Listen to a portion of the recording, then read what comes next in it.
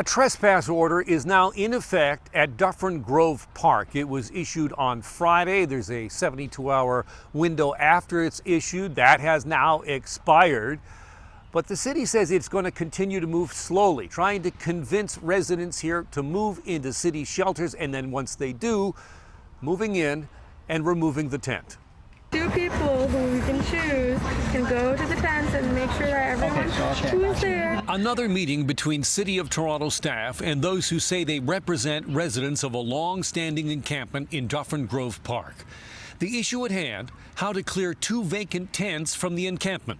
We do ask that you go around to the other side and not walk through. Reducing the number of people living here has been a slow process, but the city says it's working. In February, we started with 56 people living in this encampment. There are almost 10 examples of people who have stable housing now and are living in stable housing.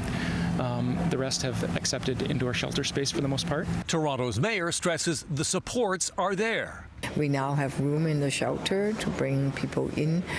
So message to people living on the street, we know that life is tough, but do come in, and that our shelter has also other services. It's not just shelter. Sometimes if people need a bit of support, mental health support and other kind of support, we will make that available. But those supports come with big problems, says this encampment resident. The city says it has space, it has services, it has made offers.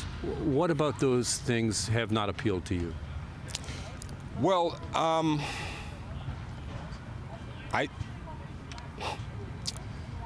we all as people have various issues and situations that we're dealing with.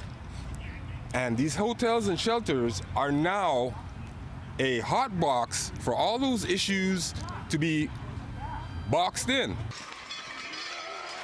The current process may be slower, but the goal is to avoid scenes like this from 2021, where police clashed with protesters as staff tried to clear encampments. This is all designed, it's around a human-centric approach, right, again? So the important thing to understand is anyone can be in an encampment for any reason, right? There are a number of factors. The city says forcible evictions are a last resort. Instead, people will be convinced to move into shelter systems, and then white city trucks, just like the ones here, will move in and tents will be taken down. Now, housing advocates say this new program may be more compassionate, but it is still evictions, and that supports don't exist. Alan Carter, City News.